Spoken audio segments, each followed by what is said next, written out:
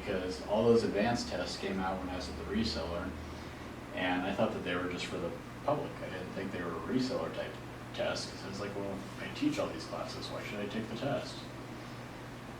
So I never took them. I should have took them when I was there. So I decided, okay, for the 10-year anniversary of my CSWP, I want to get my CSWE. So sheet metal weldments, drawing tools, mold tools, surfacing, and finished it all up with my CSWE.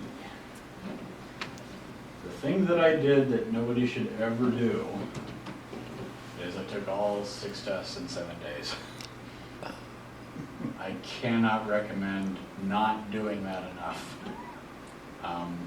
It is a really bad way to spend 7 days.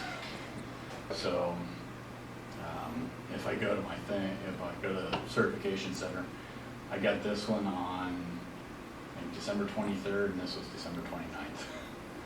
So don't do that.